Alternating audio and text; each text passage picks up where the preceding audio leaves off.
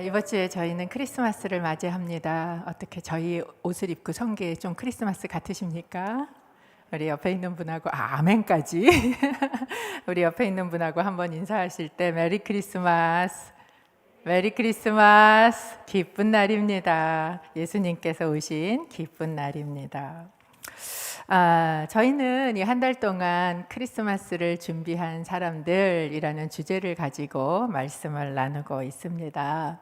여러분의 크리스마스 잘 준비되고 계십니까? 제가 이렇게 보니까 올해는 몇몇 그 백화점에서 밖에다가 막 조명이며 트리며 이런 걸 해놔서 사람들이 많이 몰렸다. 그래서 크리스마스 특수를 준비하고 있다. 이런 이야기를 보기도 하고요. 또 이번에 새로 발표된 방역 지침 때문에 어떤 그런 이제 그 소상공인들께서는 크리스마스가 대목인데 이 대목 다 망쳤다 막 이렇게 어려움을 토로하고 계시기도 하시더라고요. 여러분, 크리스마스는 어떤 날입니까? 크리스마스는 우리가 사람 만나고 밥 먹고 술 먹고 선물 사고 선물 주고 그런 날입니까? 여러분, 크리스마스, 세상에서 말하는 크리스마스는 그럴 수 있어요. 그런데 우리의 크리스마스는 그 크리스마스와 다릅니다. 왜냐하면 그들의 크리스마스 안에는 예수가 없어요. 그런데 우리의 크리스마스에는 예수님이 계시기 때문입니다.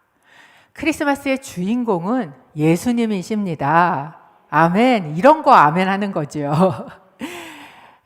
예수님이 안 계시잖아요. 그러면 크리스마스는 뭐가 됩니까?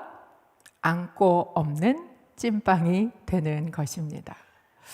여러분, 우리가 준비하는 크리스마스는 예수님, 주인공이 계신 크리스마스이길 바랍니다.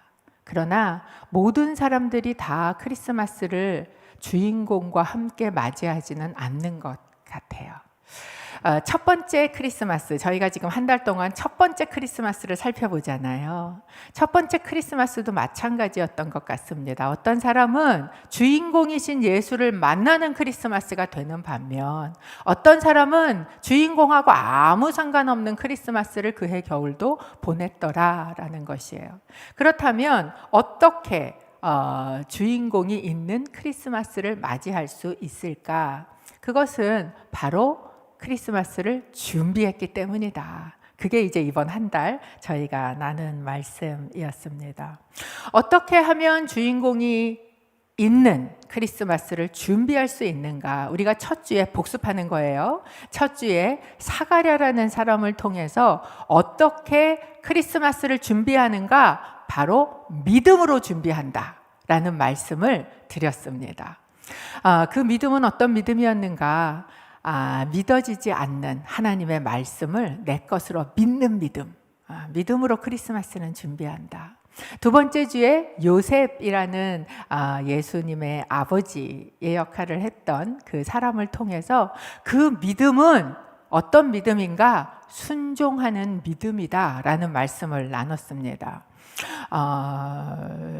내가 다 이해가 되는 거 아닌데, 내가 다 알 수 없지만 그래도 하나님의 말씀이면 순종할 때 그 안에 그 삶에 예수가 주인공이 되시는 크리스마스를 맞이하더라라는 거예요. 그리고 이제 저희는 전도 집회를 했죠. 이 나무엔 집사님의 그 찬양과 함께 그 전의 설교를 다 잊어버리셨을까 봐 제가 한번 이 전에 것 복습을 했습니다. 그리고 오늘은요, 저희가 시므온과 안나라는 두 사람을 통해서 크리스마스를 준비하는 세 번째 방법을 여러분하고 나누려고 하는데, 그것은 바로 기다림입니다. 누가복음 2장 25절 말씀을 저희가 같이 읽어봤으면 좋겠습니다. 함께 읽을까요? 시작. 당시 예루살렘에는 시므온이라는 사람이 있었습니다. 이 사람은 의롭고 경건한 사람으로 하나님께서 이스라엘을 위로하실 날을 손꼽아 기다리고 있었습니다. 그리고 성령께서 시므온에게 머물러 계셨습니다. 우리 성경에 나와 있지 않지만 원문에 보면 보라라는 단어가 있어요. 성경 성경이 지금 한 사람을 주목하는 거예요. 그 사람의 이름은 시므온입니다. 근데 이 사람의 특징이 뭐냐? 이 사람은 기다리는 자였더라 라고 이야기를 해요. 그 사람의 특징은 기다림이었습니다. 뭐를 기다렸는가? 하나님의 위로를 기다리고 있었다. 저희가 지난주에 위로에 대해서 말씀을 나누지 않았습니까? 진짜 위로는 무엇인가? 바로 시므온이 기다렸던 하나님의 구원이었어요. 우리를 구원하실 메시아였어요. 이게 진짜 그 위로입니다 라는 말씀을 저희가 나눴었지요. 기다림이라는 것, 여러분 기다리는 거 좋으세요? 나는 기다리는 거 잘하세요? 그런 데잖아요. 하나님한테 기도하면서 하나님 인내를 주옵소서, 지금 당장 주옵소서. 그러니까 우리는 기다리는 게 참 어려워요. 그런데 성경을 들여다보면 들여다볼수록 기다림이라는 것은 크리스찬의 정체성과 같구나라는 것을 저희는 보게 됩니다. 왜냐하면 하나님은 어떤 분이신가? 하나님은 약속하시는 하나님이셨어요. 그렇다면 그 약속은 반드시 뭐랑 세트냐? 기다림하고 세트더라라는 거예요. 믿음의 조상인 아브라함을 한번 생각해 보십시오. 아브라함은 하나님의 약속을 받았어요. 아들을 줄게. 그런데 그 아들을 하나님의 약속을 받고 난 이후에 아들을 보기까지 얼만큼 기다렸어요? 무려 25년을 기다렸습니다. 하나님께서 약속하셨어요. 눈을 들어서 땅을 봐. 동서남북 다 네 땅이 될 거야. 가나안 땅 너한테 줄 거야. 하나님 약속하셨어요. 그 약속은 무려 얼만큼 기다렸는지 아십니까? 430년이 지나서 그것이 응답되는 그런 것을 저희가 본다라는 것이지요. 저희가 예전에 이제 목회자들 부부 세미나가 있었어요. 그래서 이제 그 목회자 부부 세미나를 이렇게 다 부부간에 들어가서 그래서 이제 그 세미나를 같이 하는데요. 보통 그런 세미나를 들어가면 이제 남편 자랑 5가지 뭐 이런 거 왜 조별로 하고 발표하고 뭐 이런 거 하거든요. 그런데 그날은 이제 이렇게 다 목사님들이시고 하니까 남편 단점을 얘기해봐라 이런 이제 시간이 있었습니다. 근데 그 중에 이렇게 싱글이신 여자 목사님이 계셨어요. 그리고 이 싱글이신 여자 목사님 이제 부부 세미나니까 그래도 전교 목회자가 다 들어가는 자리니까 들어오셨는데 뭐라 그러셨었냐면 나는 남편이 예수님이야 이러면서 이제 그 자리에 함께 계셨거든요.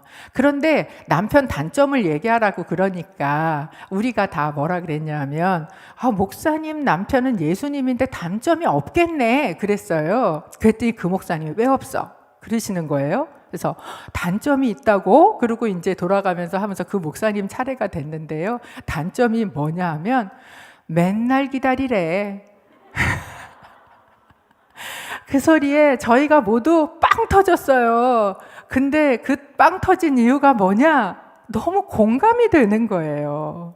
여러분, 우리가 신앙생활을 하면서 사실 이 기다림하고 우리는 뗄래야 뗄 수 없다라는 것을 보게 됩니다. 여러분, 누구를 기다려 보셨어요?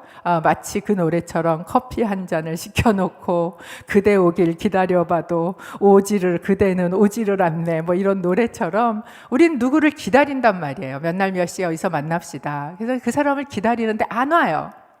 그러면 언제까지 기다리세요? 언제까지 기다리세요? 1시간? 2시간? 내가 온다고 믿는 때까지 기다려요. 즉, 내 안에 이제 진짜 안 오겠구나 라는 믿음이 들어오면 그때 자리에서 벌떡 일어나는 거예요. 이 이야기는 기다림이라는 건 믿음하고 상관관계가 있구나라는 걸 저희에게 보여주고 있는 거예요. 우리가 나는 믿는 사람이에요 라고 얘기할 때, 나는 하나님을 믿어요 라고 얘기할 때 그 믿는다는 말은 무엇인가? 하나님이 하신 그 약속을 믿습니다 라는 것이 우리의 믿음이고, 그 약속이 성취될 것을 기다리는 것이 바로 그 믿음 생활이라는 것을 저희에게 보여주고 있는 것이에요.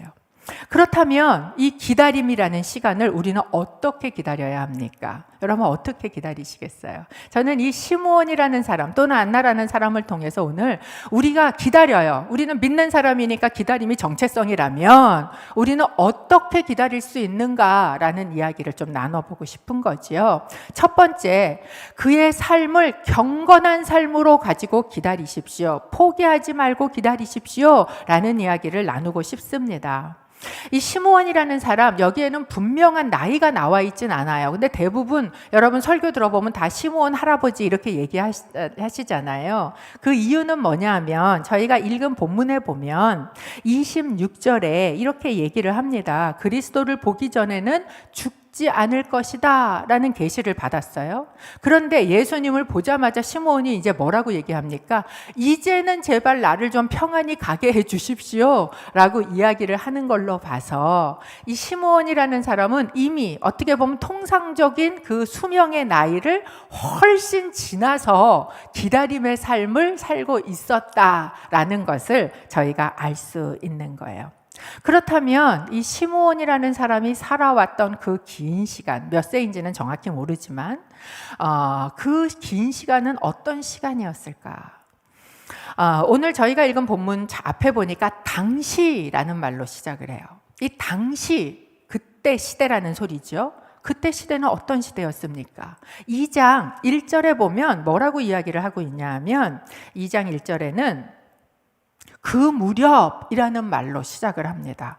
그 무렵 아우구스투스 황제가 칙령을 내려 전 로마 통치 지역에 이렇게 이야기를 해요. 그러니까 아우구스투스 로마의 황제가 지금 이 전체를 또 그들이 살고 있던 땅을 다 다스리던 때다라는 이야기를 하고 있는 것이지요. 그때는 바로 식민지 생활을 하고 있던 그 시대입니다. 그 국제시장이라는 영화를 여러분 많이 거의 다 아마 보셨을 것 같아요. 거기서 이제 여러 장면을 명장면으로 뽑지만 최고의 명장면으로 뽑는 장면, 저도 아주 굉장히 기억에 남는 장면은 맨 마지막 장면이에요. 그 마지막 장면에 주인공이 하얗게 백발이 돼서 나이가 많이 들어서 이제 가족들이랑 같이 이렇게 있다가 방해로 혼자 들어옵니다. 기억을 한번 떠올려 보세요. 방해로 혼자 들어와서 바닥에 앉아서 누구 사진을 쳐다보냐 하면 아버지 사진을 쳐다봐요. 그리고 그 아버지에게 이렇게 이야기를 합니다. 비슷할지는 모르겠어요. 이렇게 이야기를 해요. 아버지의 지 잘 살았지 해.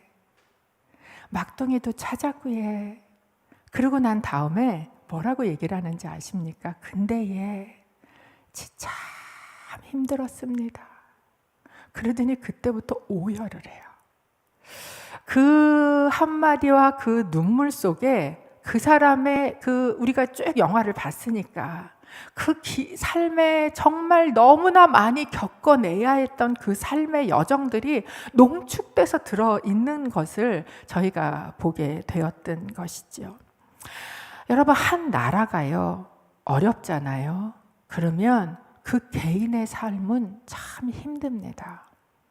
지금 시므온이 살던 그 시대는 이스라엘이라는 나라가 오랜 시간 식민지 생활을 하고 있었어요.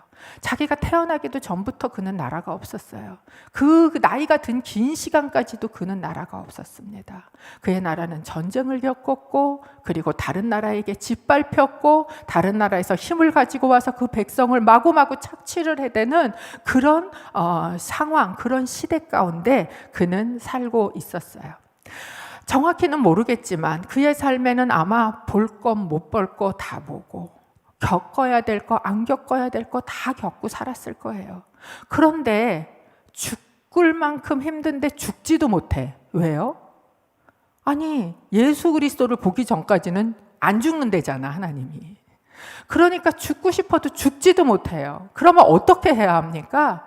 죽을 힘을 다해서 살아내야 되는 거예요.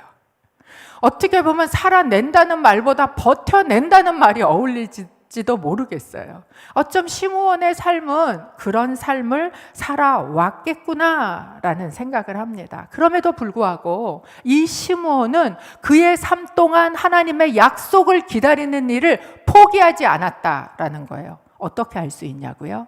25절에 보니까 시므온을 이렇게 얘기합니다. 이 사람은 의롭고 경건한 사람이었다. 하나님의 약속을 기다립니다. 기다리다 그게 안 이루어져요. 그러면 어떻게 할 수 있습니까? 포기할 수 있잖아요. 포기하고 에이 뭘 이렇게 살아 막 살지 이럴 수 있는데 시므온이 그렇게 안 했다는 겁니다.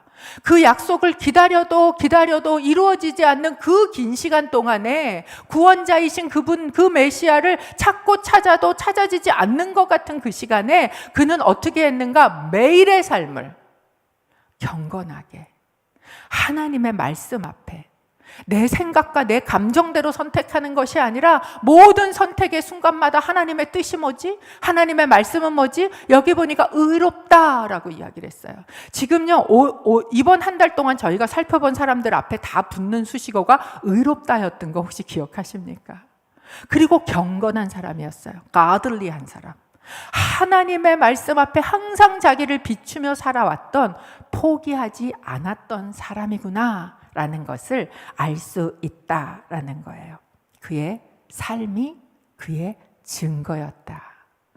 여러분, 우리의 삶이 하나님의 약속을 믿는 믿음의 증거가 되기를 축복합니다. 두 번째, 어떻게 그런데 이 긴 시간을 기다려낼 수 있었는가 하는 비밀은요, 바로 성령과 함께 동행하면서 기다렸다라는 거예요. 25절에 보니까 이렇게 이야기를 합니다. 성령께서 시므온에게 머물러 계셨다라고 이야기를 해요. 26절에는 또 뭐라고 얘기하는가? 성령의 계시를 받았다라고 이야기합니다. 27절은 또 뭐라고 얘기해요? 성령의 이끌림을 받았다라고 이야기를 합니다. 즉 시므온이라는 사람이 기다림의 시간을, 긴 시간을 보낼 때 그의 가장 특징적인 모습은 무엇이었는가? 성령과 동행하는 삶을 살고 있었더라 라는 거예요. 우리는 예수 믿고 거룩하게, 의롭게, 경건하게 그러면 막 길을 써서 내가 애를 쓴다고 생각을 하기 쉽잖아요. 근데 성경은 그렇게 얘기하지 않아요. 네가 애쓰는 게 아니라 성령님을 붙드는 거예요. 그것이 바로 가장 큰 비밀입니다. 우리를 이렇게 긴 시간 경건하게 살아가며 기다릴 수 있도록 해주시는 성령님. 여러분, 우리는 예수님을 믿을 때 우리에게 성령을 주셨어요. 예수님은 부활하시고 오시자마자 후 불면서 뭐라 그러셨어요? 성령을 받으라 그러셨어요. 성령은 우리 가운데 오신 줄로 믿습니다. 이 성령은 어떤 분이시냔 말이에요. 오늘 시므온에게서 보여주는 우리의 성령님은 첫 번째요, 우리 안에 내주하시는 성령님이십니다. 여기 보니까 머물러 계셨다라고 이야기를 하고 있어요. 뭐예요?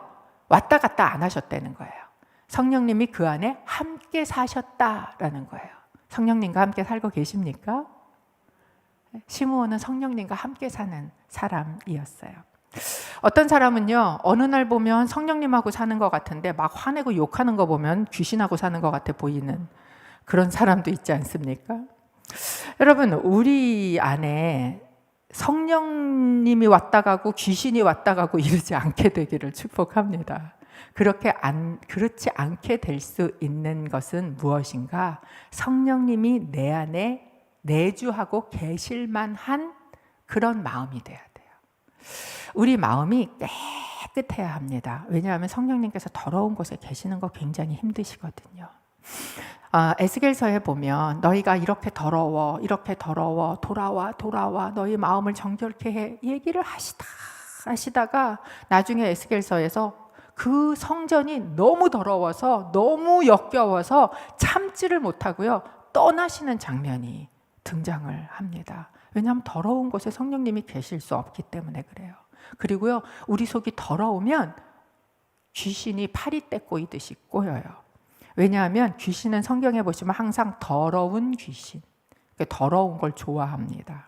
그러니까 똥이 있으면 똥파리가 꼬이는 것처럼, 그래서 우리 안의 내면을 깨끗하게 해야 돼요. 제가 예수 그리스도 이름으로 축복하는데 여러분 입술에 더러운 말들이 떠나가기를 축복합니다. 내가 보는 것도 더러운 거 보지 마세요.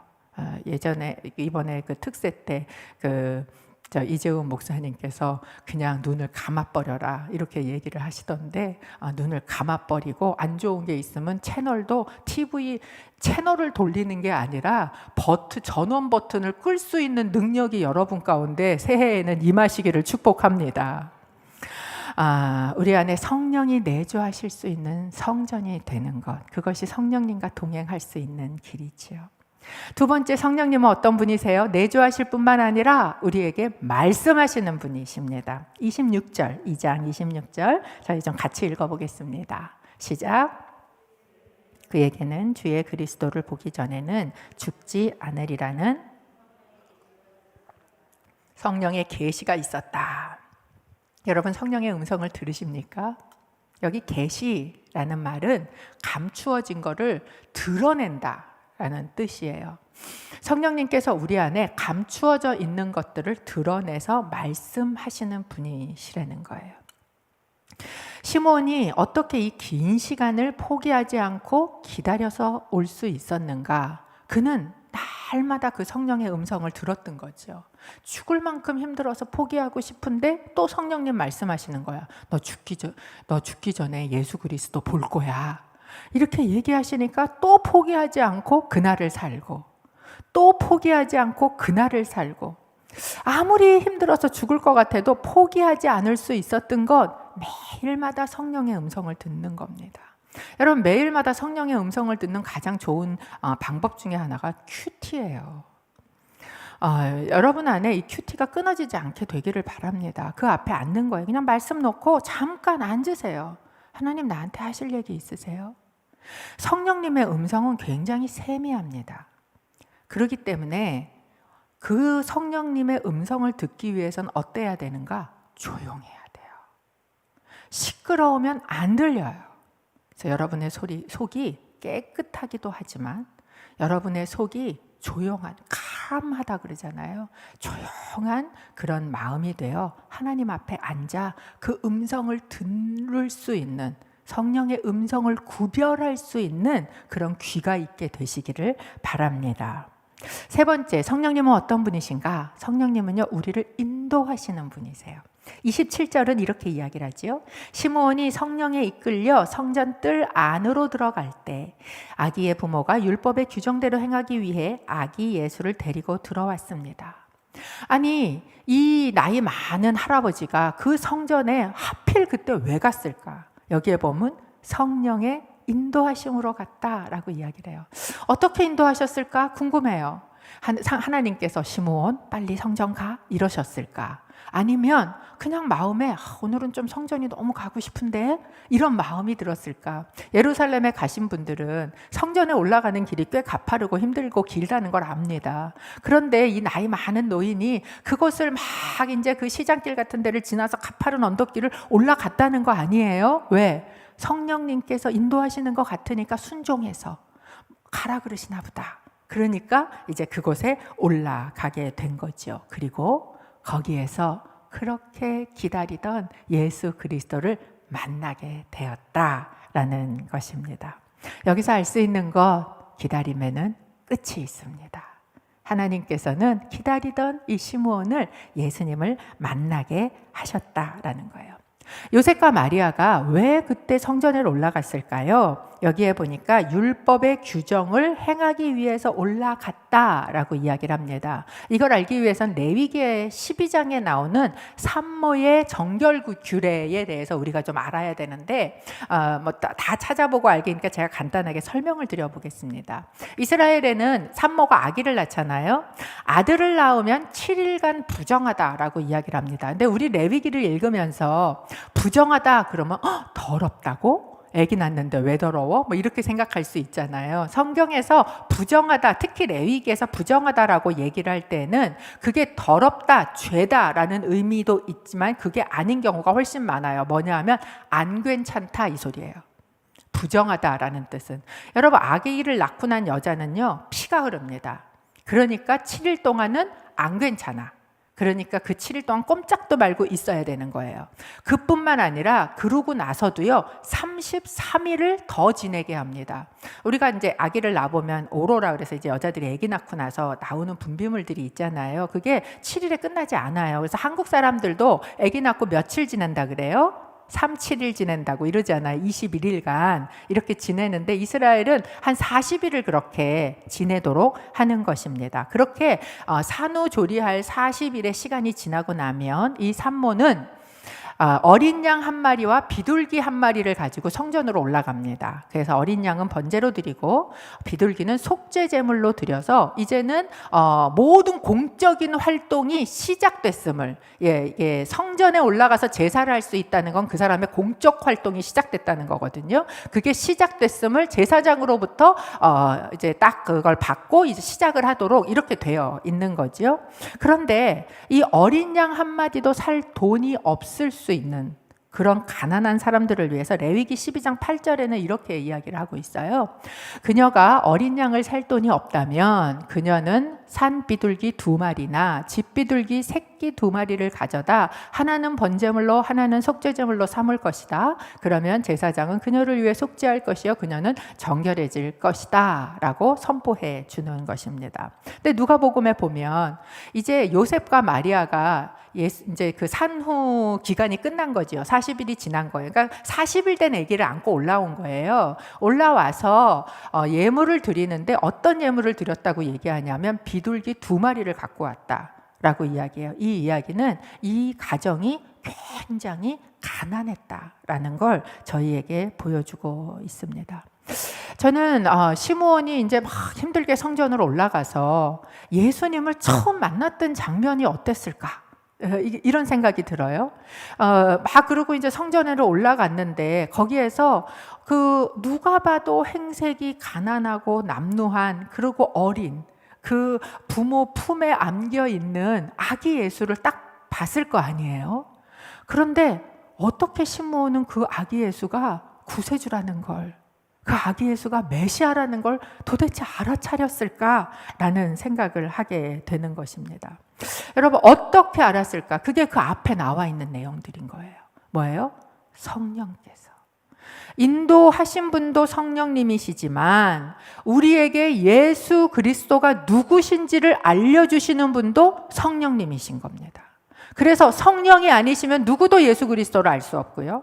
성령이 아니시면 누구도 예수 그리스도를 구주라고 고백할 수 없다라고 성경은 못 박아서 이야기를 하고 있는 겁니다.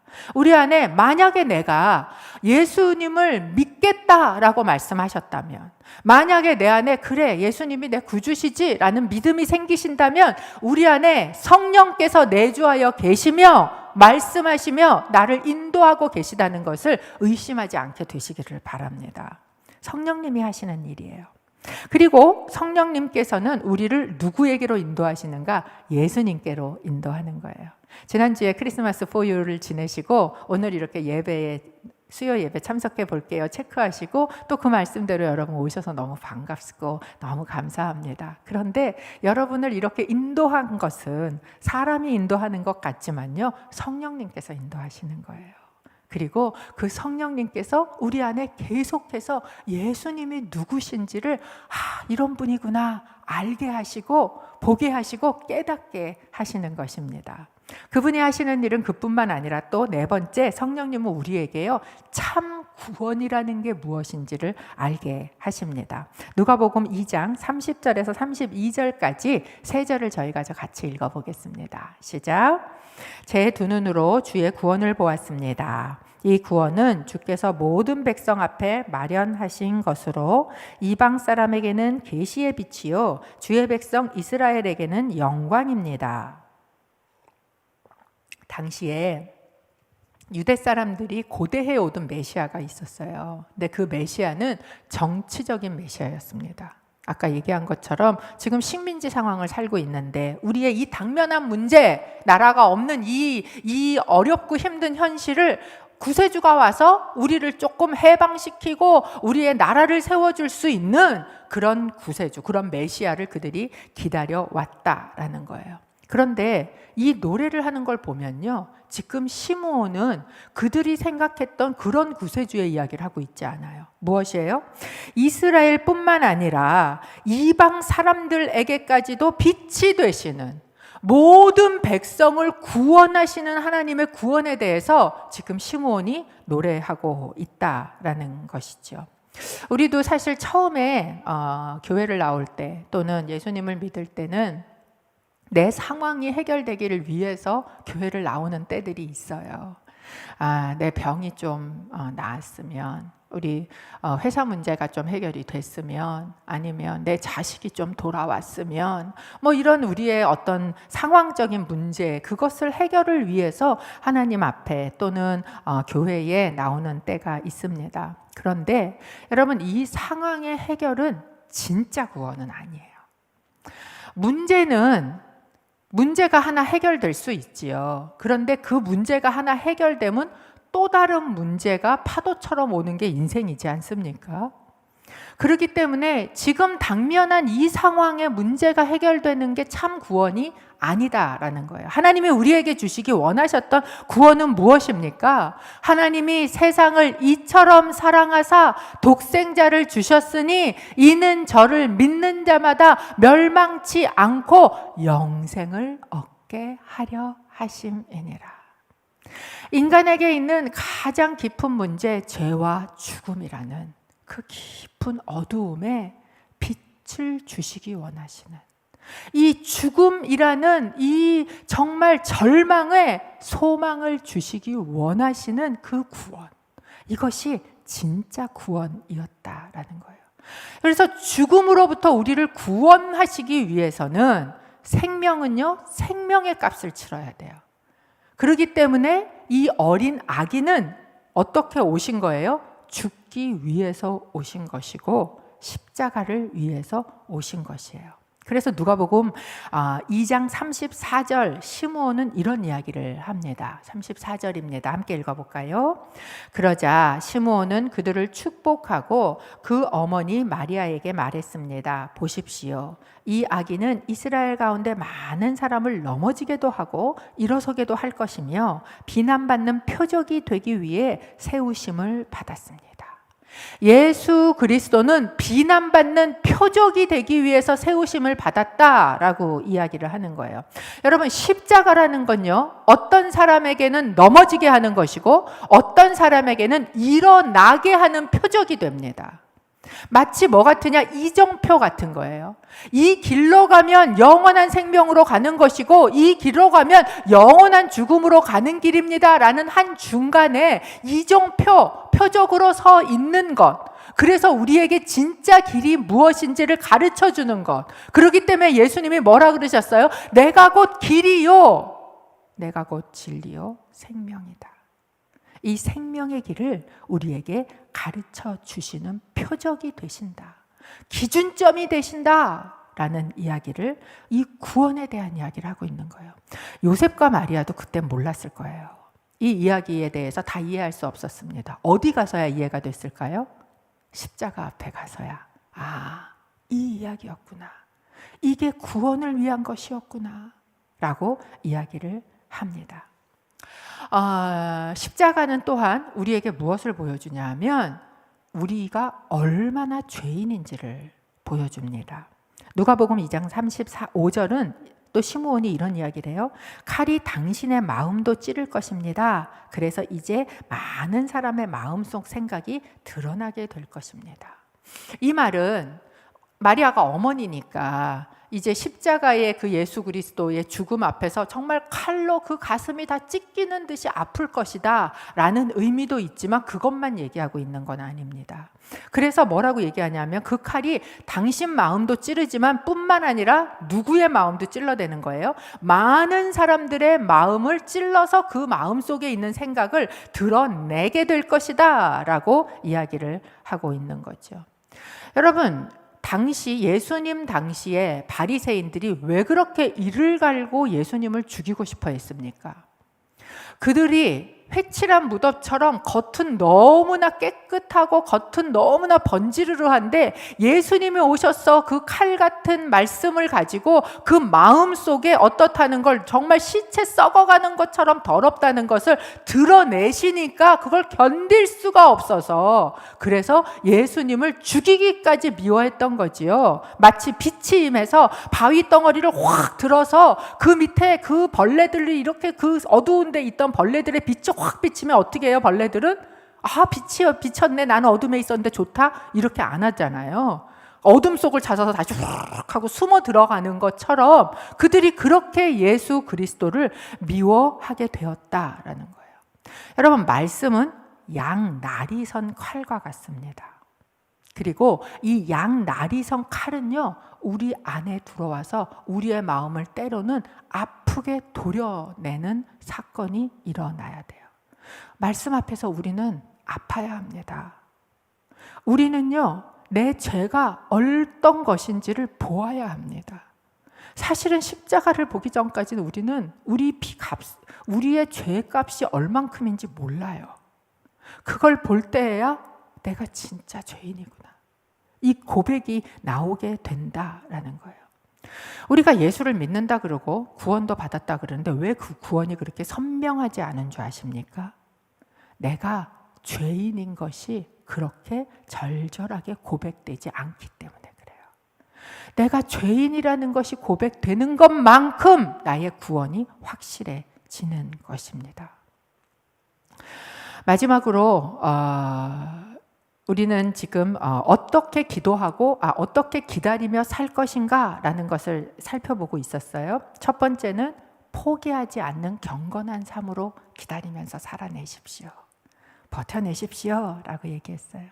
그렇게 살 수 있는 것은 성령님과 동행함으로 기다리십시오 라고 말씀을 드렸습니다. 세 번째로 여러분하고 드리고 싶은 말씀은 섬김과 기도로서 기다리는 삶을 사십시오 라고 말씀을 드리고 싶습니다.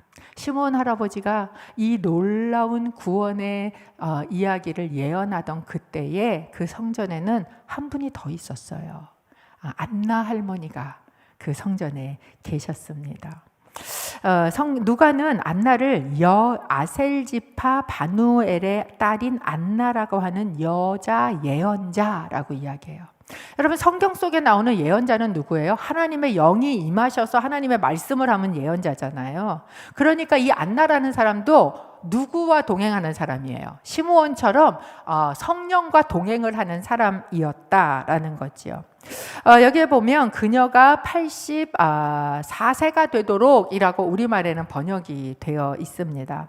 84세라고도 이야기를 할 수 있어요. 몇 살에 결혼했는지는 모르지만 결혼해서 7년을 과부로 있었습니다. 그런데 이제 이 원어를 번역을 하는 거에 따라서는 7년을 과부로 있다가 과부로 84년을 지냈다, 이렇게 번역도 가능하거든요. 그래서 어떤 사람은 보통 그때 나이가 13세, 14세쯤 결혼을 하고 하니까 7년을 같이 남편이랑 살았고 84년을 있었으면 지금은 한 104세에서 105세가 됐다라고 이야기를 하시는 그런 분들도 있습니다. 어떤 나이가 되었는지 모르지만 하여간 지금 여기 계신 모든 분들보다 훨씬 나이가 더 많다라는 것이에요. 그런데 이 안나 할머니가 어떻게 했는가? 성전을 떠나지 않고 밤낮으로 기도하며 하나님을 섬겼습니다 라고 이야기를 하고 있습니다.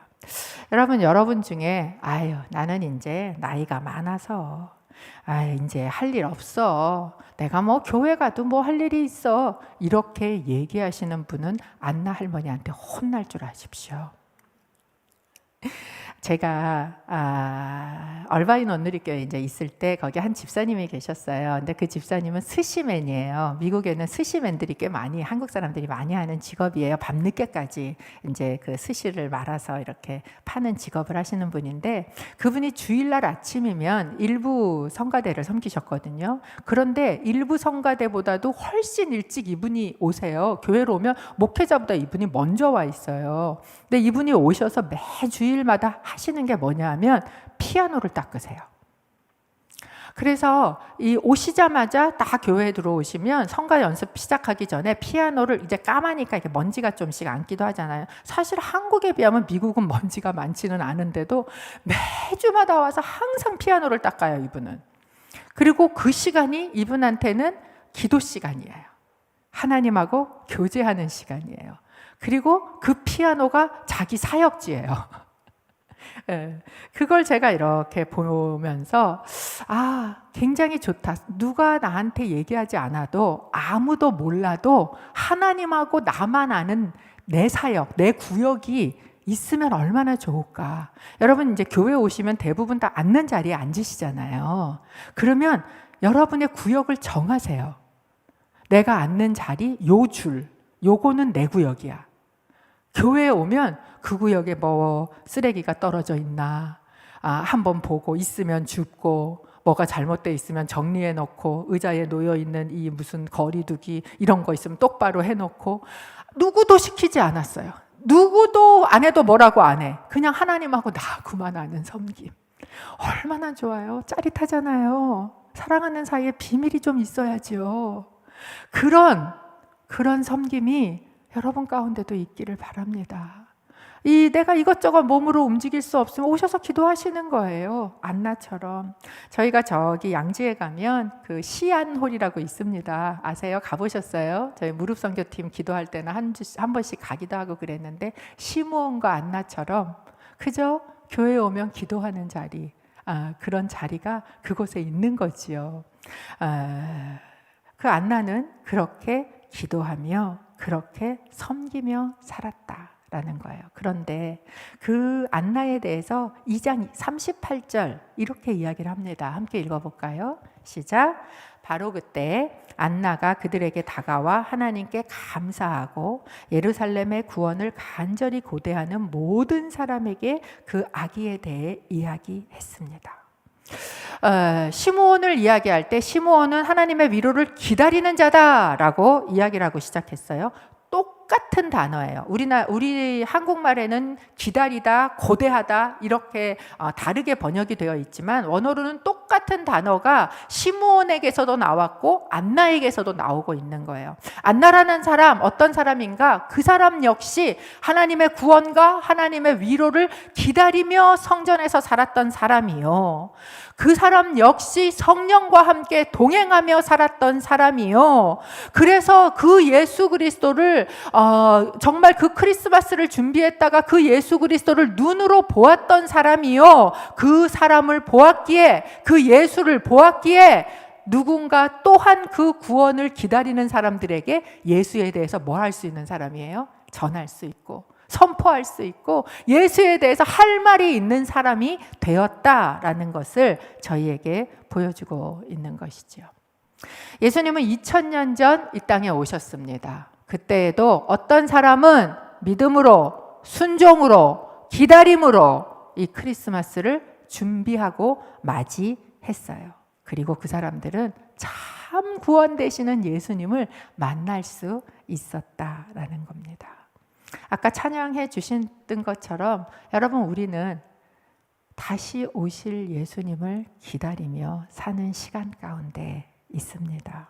그런데 이제 혼자 아니에요. 누가 계세요? 성령님이 우리 가운데 오셔서 계시며 말씀하시고 인도하고 계시다라는 거예요. 그래서 우리는 기다릴 수 있습니다. 우리는 기다리는 또 누군가에게 예수를 말할 수 있습니다. 그리고 그 성령님은요, 우리를 떠나지 않겠다고, 내가 또 다른 보혜사를 너희에게 보여내 주리니 그가 영원히 너희와 함께 하시겠다고 약속하셨다라는 것을 기억하시기를 바랍니다. 코로나 시대를 이렇게 지나가면서 한 번도 이런 일들이 있을 거라고 생각하지 못했던 시간들을 저희는 지나가고요. 어느 누구도 이전 이후가 더 좋아질 거라고 얘기하는 사람은 잘 없어요. 또 어떤 변종이 나올래나, 또 어떤 일들이 일어날래나 뿐만 아니라 정말 얼마나 전 세계가 지진과 또 전쟁과 기근과 이런 일들을 봅니까? 저희 나라 상황만 봐도 어쩜 이렇게 사람들이 이렇게까지 악해질 수가 있지? 라는 것을 점차 보면서 안 믿는 사람도 그런 얘기를 하더라고요. 진짜 말세예요. 진짜 마지막 때구나 라는 생각이 우리 안에 들지 않습니까? 다니엘이라는 선지자는요, 우리의 마지막 때에 대해서 마지막에 기록을 했어요. 그리고 이 마지막 때를 어떻게 설명을 하고 있냐 하면 이렇게 얘기했습니다. 다니엘서 12장 12절 거의 끝이거든요. 함께 읽어봅니다. 1335일이 이르기까지 참고 기다리는 사람은 복이 있을 것이다. 1335일 도대체 그게 어떻게 계산이 되는 것인가? 이건 이제 다니엘서 강해가 아니니까 아니지만 이 이야기는 뭐예요? 이 힘들고 기다리는 시간이 어떨 거라는 거, 길 거라는 거예요. 단 3일 이렇게 얘기하지 않으셨어요. 1335일. 꽤 긴 시간이 지속될 것이다. 동시에 이 이야기는 뭐예요? 끝은 반드시 올 것이다. 이 이야기를 하고 계시는 거예요. 그렇다면 아직 끝이 오지 않은 이 기다림의 이 시간을 기다리며 살아가는 사람들, 하나님을 기다리며 살아가는 사람들, 다시 오실 예수 그리스도를 기다리며 준비하는 사람들에게는 뭐가 있다? 복이 있을 것이다. 기다린 사람은 위로를 얻을 것입니다. 기다린 사람에게는 시므온이 받았던 것 같은 평안이 누려질 것입니다. 여러분, 하나님께서는요, 이걸 우리에게 주시기를 원하세요. 우리에게 성령을 주시기를 원하세요. 우리 가운데 이 위로와 평안을 주시기를 원하세요. 그런데 하나님이 주셔도요, 뒷짐지고 있는 사람은 받을 수 없어요. 그러니까 우리는 어떻게 해야 됩니까? 손을 내미는 거예요. 이게 준비하는 겁니다. 우리의 믿음으로, 우리의 순종으로, 우리의 기다림으로 손을 내밀고 하나님께서 구하는 자에게 성령을 선물로 주시지 아니하시겠느냐, 약속하신 말씀을 믿고 내 손을 내밀고 하나님 앞에 다시 오실 주님을 구하며 성령님과 동행하는 여러분이 되시기를 주님의 이름으로 축복합니다. 저희가 같이 기도하기를 원합니다. 크리스마스를 준비했던 이 성경에 나와 있는 한 사람 한 사람들의 인생들처럼 어쩌면 우리의 삶들도 하나님의 나라 안에 기록되고 있겠지요, 주님. 그 기록될 때 그가 그 기다림을 포기하지 않고 의롭고 경건하게 살았다고 기록되기를 원합니다. 그가 성령님과 항상 함께 살면서 성령의 음성에 귀 기울이고 성령의 인도하심에 순종하며 살았다고 기록되기를 소원합니다. 교회 안에서 안나처럼 섬기며 주님, 다시 오실 주님을, 하나님을 기다리는 자들에게 전하며 사는 사람으로 살기를 원합니다. 성령 하나님, 이 가운데 임하여 주옵소서. 마지막 때는 분명히 어렵고 힘든 시간이 있을 거라 하셨습니다. 그러나 참고 기다리는 사람은 복이 있도다. 하나님, 우리 안에 이 기다림을 가질 수 있는 믿음과 이 기다림을 할 수 있는 성령의 도우심을 오늘 구하며 나가오니 주님, 우리 가운데 말씀하시고 성령님과 날마다 동행하는 자가 되게 하여 주옵소서. 이 시간 우리의 삶에 참 능력이 되시는 성령을 구하며 한 목소리로 같이 기도하기를 원합니다. 하나님 아버지, 오늘 수요일 이 오전에 시간을 구별하여 주님 앞에 나온 귀한 여인들을 주님의 이름으로 축복합니다. 마지막 때를 살아가고 있습니다. 그러나 하나님 아버지, 그 시간은 짧지 않습니다. 아버지, 한 때와 두 때와 반 때를 지나갈 거라고 그렇게 이야기하셨습니다. 그 시간은 짧지 않은 시간이지만 그 시간은 참고 기다릴 수 있는 시간임을 믿음으로 고백합니다. 성령 하나님 임재하여 주옵소서. 아버지 하나님 이들의 삶 가운데 임재하여 주시옵소서. 아버지 이들의 삶이 정말 하나님 안에 기다리며 살았다는 것을 아버지 증거하는 삶이 되게 하여 주시옵소서. 아버지 하나님 날마다 순간마다 성령님과 동행하기를 원합니다. 내 안에 들어와 계신 성령님을 무시하지 말게 하시고 아버지 하나님 내 안에 함께 계시는 성령님에게 무지하지 말게 하여 주옵소서. 성령님의 음성에 귀 기울이기를 원합니다. 아버지 하나님 이 시간 이 여기에 있는 이 딸들의 귀를 주여 성령께서 만져주셔서 내 안에서 말씀하시는 성령님의 음성이 귀에 들릴 수 있게 하여 주시옵소서. 아버지 하나님 이들의 마음을 아버지 하나님 깨끗하게 하여 주셔서 성령님께서 우리 가운데 내주하시고 거하시며 임재하시기에 아버지 하나님 정말로 부족함이 없는 거룩한 성전으로 다시 세워지게 하여 주시옵소서.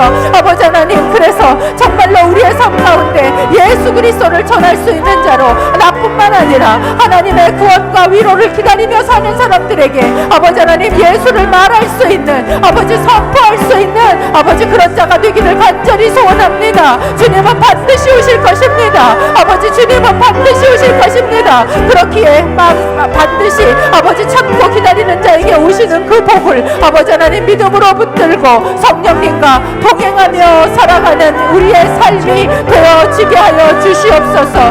2021년을 마무리합니다. 2022년을 다시 맞이하며 아버지 하나님 우리의 삶이 성령님 안에 있는 삶이 되기를 간절히 기도하고 아버지 이 기다림의 시간을 하나님 안에서 지내가게 하여 주시옵소서. 저희가 한 가지 더 기도하기를 원합니다. 대한민국을 위해서 저희가 기도하십시다. 2021년 참 많은 사람들이 힘들어하고 참으로 혼란스러운 시간을 지났습니다. 아버지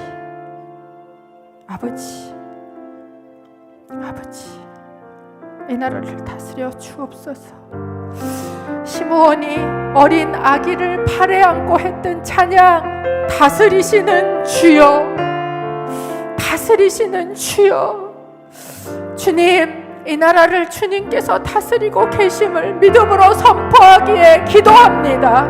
아버지 하나님 이 나라를 불쌍히 여기시고 아버지 하나님 이 나라 가운데 하나님의 복음을 들고 아버지 정말 전 세계 주님 오실 길을 예비하는 선교한국이 되어질 수 있도록 주여 이 땅에 있는 교회들 가운데 성령을 부어 주옵소서. 하나님의 성령의 사람들이 아버지 이 나라의 곳곳에 리더로 세워지게 하여 주옵소서. 정치와 경제와 교육과 문화와 아버지 하나님 돌아보면 정말 너무나 많이 썩어지고 너무나 많이 더러워진 것이 보이는 이곳이지만 아버지 하나님 숨어있는 성령의 사람이 있는 줄로 믿습니다. 아버지 그들을 세워 주옵소서. 저희가 이 시간에 이 나라 대한민국을 위하여 주여 외치고 기도하기를 원합니다. 주여 아버지 하나님 이 나라가 어떻게 이렇게 되었습니까? 향락과 아버지 하나님 정말로 즐기다 마는 나라 아버지 하나님 그것이 모든 가치가 되어버린 그런 아버지 문화를 가진 나라 아버지 하나님 자녀는 안 낳고 아버지 우리만 즐겁게 살다가 진짜 아버지 하나님 이런 의식을 가지고 사는 나라 내가 좀 불편하면 아버지 아기도 죽이고 아버지 하나님 윗집 아랫집도 칼로 찔러내는 아버지 어떻게 이런 나라가 되었습니까? 아버지 하나님 이 나라를 다스려 주옵소서. 다스리시는 주여 이 나라를 다스리시는 분은 하나님이심을 아버지 하나님 저희는 믿음으로 고백하며 주여 이 나라를 통치하시는 하나님의 통치를 가지고 주여 이 나라에 다른 것이 필요한 것이 아닙니다. 예수가 필요합니다. 아버지 이 나라에 지금의 당면한 문제를 넘어가는 것이 필요한 것이 아닙니다. 아버지 하나님 참 구원자가 되신 아버지 어두움 가운데 있는 이방인에게는 빛이요 아버지 하나님 유대인에게는 영광이 되시는 아버지 하나님 빛 되신 예수 그리스도가 이 땅 가운데 필요합니다. 주여 오셔서 다스려 주옵소서. 빛을 비춰 주옵소서. 아버지 하나님 어둠 가운데 있는 아버지 하나님 너무나 어렵고 힘든 가운데 있는 아버지 나라의 백성들 가운데 빛이 되어 주시고 아버지 하나님 특별히 하나님의 사람들이 주여 아버지 하나님 성령의 사람들이 아버지 이 나라에 세워 세워질 수 있게 하여 주옵소서. 우리 월급 나라를 위하여 하는 기도를 쉬지 말게 하시고, 아버지 하나님, 이 나라가 정말로 하나님의 선교한국이 되며 아버지와 복음을 들고 땅끝에 나갈 수 있는 아버지 그런 대한민국, 아버지 선교를 이끌고 주님 다시 오심을 기다리며 준비할 수 있는 아버지 하나님, 그런 이 나라가 되게 하시고 이 나라의 교회가 되어지게 하여 주시옵소서. 하나님 아버지, 크리스마스를 이번 주 맞이합니다. 주님, 처음 이 땅에 오셨을 때 참 외롭게 오셨지요. 주님을 준비하고 주님을 맞이한 몇몇 안 되는 그 사람들, 가난하고 비참하고 어두운 가운데 있던 자들을 찾아오신 주님, 우리 같은 이 이방 사람들에게도 빛으로 찾아오신 주님, 우리를 다스려 주시고 우리 가운데 빛으로 임하시기를 간절히 기도합니다. 특별히 어두운 시간을 기다림의 시간으로 지나고 있는 아버지, 당신의 자녀들을 위로하여 주시고 하나님의 위로를 기다리는 아버지 백성들을 주여 성령께서 도우사 일어서 이 기다림의 시간을 살아낼 수 있도록 도와주옵소서. 주님의 다시 오심을 저희는 기다리며 있습니다. 이 나라가 주님 다시 오실 길을 잘 예비하는 데 쓰임받는 나라 되도록 하나님의 사람들을 세워 주시옵소서. 이 나라에 하나님, 성령님께서 견디지 못하시고 떠나는 더러운 나라 되지 말게 하시고, 하나님 정결한 나라로 성령 하나님께서 이곳에 임재하시며 하나님의 나라 삼으실 만한 나라 되어지게 하여 주옵소서. 우리의 마음밭도 주님 앞에 올려드립니다. 주님, 주님께서 오셔서 내 힘으로는 정결케 할 수 없는 그 부분도 주님 앞에 십자가 앞에 내어놓사오니 오셔서 깨끗하게 청소하여 주시고 내주하셔서 영원히 떠나지 마시고 내가 어디를 가든 무엇을 하든 성령님과 동행하는 자가 되어지게 하여 주옵소서. 이제는 우리의 구주가 되신 예수 그리스도의 은혜와 하나님 아버지의 사랑과 성령 하나님의 교제 교통하심이 크리스마스를 기다림으로 준비하며 또한 주님의 다시 오심을 기다리며 준비하고 나아가는 주님의 신부된 한 사람 한 사람들 머리 위에 이 나라와 이 민족과 이 땅에 있는 하나님의 교회들 위에 이제로부터 영원토록 함께 하시기를 간절히 축원하옵나이다. 아멘.